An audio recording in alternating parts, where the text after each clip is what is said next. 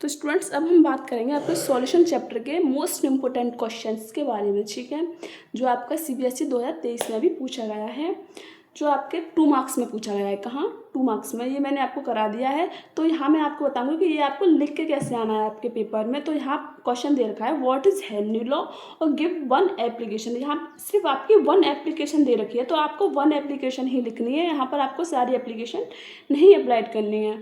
तो मैंने आपको बताया जो according to Henry law the partial pressure at the gas in vapour phase in proportional to the mole fraction of gas in the solution. जो आपका partial pressure होता है वो डायरेक्टली प्रोपोर्शनल किसके होता है? मोल फ्रैक्शन के प्रोपोर्शनल होता है। तो हमने प्रेशर किसके प्रोपोर्शनल कर दिया? आपके मोल फ्रैक्शन के, ठीक है।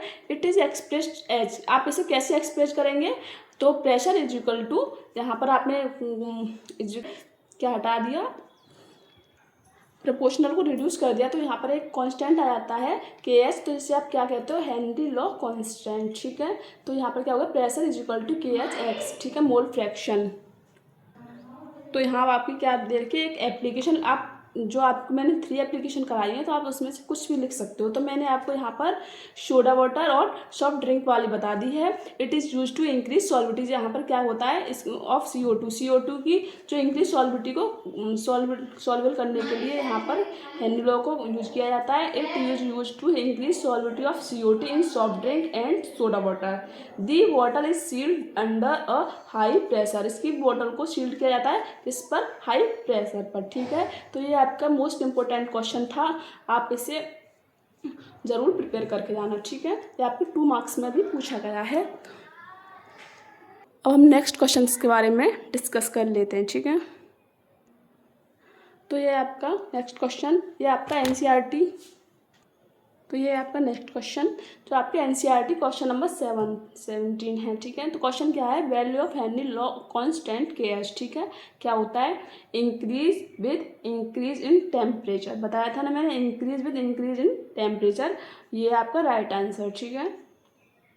तो आपका सेकंड है the value of Henry constant K H is. ये आपका NCERT एग्जाम्पलर कौन सा है? क्वेश्चन नंबर 18, ठीक है। तो क्या रखा है इसमें? Value of Henry constant K H की पूछी है। तो ये क्या होता है आपका? Greater for gases with lower solubility, ठीक है।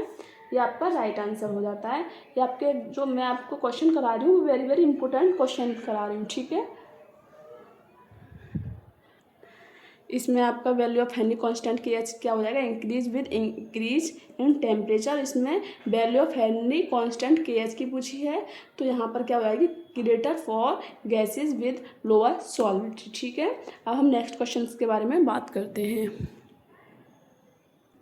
और ये वाली जो एप्लीकेशन है बेटा वो आपके 5 मार्क्स में पूछ ली जाती है। मैंने आपको ये पहले भी बता दिया है कि आपको जो हेनरी लॉ कांस्टेंट है, जो हेनरी लॉ है वो कहाँ उसको सॉल्युबल करने के लिए, कहाँ पर? Soft drink and soda water को, जो उसमें CO2 होती है उसको सॉल्युबल करने के लिए यहाँ पर यूज किया जाता है। To increase the solubility of CO2 in soft drink and soda water the water is sealed under high pressure. High हाई प्रेशर पर उसकी बोतल को सील्ड किया जाता है। और जो स्कूबा डाइवर्स होते हैं, मैंने बताया था अगर आप उसको नीचे की तरफ आते हैं, जो स्कूबा डाइवर्स जो पानी में तैरते हैं, अगर वो नीचे की तरफ आते हैं तो उसमें जो गैस होती है वो घुल सॉल्युबल हो जाती है, तो वहाँ वो आसानी से सांस ले सकते हैं।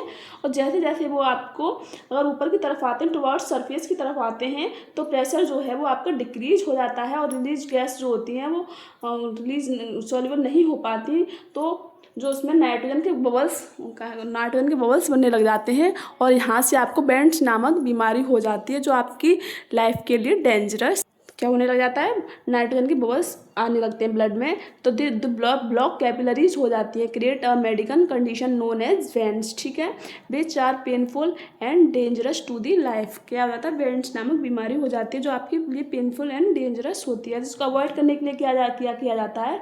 जो स्कूबा डाइवर्स होते हैं उनके पीछे एक सिलेंडर लगा होता है, मैंने बताया था, और उसमें और हीलियम और नाइट्रोजन एंड ऑक्सीजन की मात्रा मिला देते हो इतनी परसेंट, 56% एंड 32%, तो वो वहाँ पर जो अगर ऊंचाई पर सरफेस की तरफ जाते हैं तो वो जो गैस हैं वो सॉल्युबल हो जाती हैं और वो सांस लेने में स्कूबा डाइवर्स सांस ले सकते हैं, ठीक है। और थर्ड है आपकी, अगर आप ज़्यादा हाई एल्टीट्यूड्स पर चढ़ते हो, मतलब ज़्यादा हाई ऊंचाई पर चढ़ते हो, तो वहाँ पर क्या होता है? आपको ऑक्सीजन की कमी हो जाती है, ठीक है। तो इससे क्या हो जाता है, the leads to low concentration of oxygen in the blood. Blood में क्या होता है, ऑक्सीजन की कमी हो जाती है। And tissues of people living at high altitude of climbers, जो ज़्यादा ऊंचाई पर रहते हैं और क्लिम्बर्स होते हैं, लो ब्लड ऑक्सीजन कॉज, उसमें क्या हो जाता है, ब्लड की कमी हो जाती है और उनकी जो बिकम वीक हो जाते हैं एंड उनकी सोचने की जो क्षमता होती है, weak and unable to think clearly, उनको सोचने की क्षमता जो होती है वो कम हो जाती है। इसको आप क्या कहते हो, एनोक्सिया। क्या कहते हो आपको, एनोक्सिया। और स्कूबा डाइवर्स वाले में आपको बैंड्स करना है और ये आपको एनोक्सिया है, ठीक है। तो ये आपका 5 मार्क्स में क्वेश्चन पूछ लिया जाता है जो आपके लिए वेरी वेरी इंपॉर्टेंट रहने वाला है। तो यहीं आपको हेनरी लॉ को हम यहाँ फिनिश करते हैं।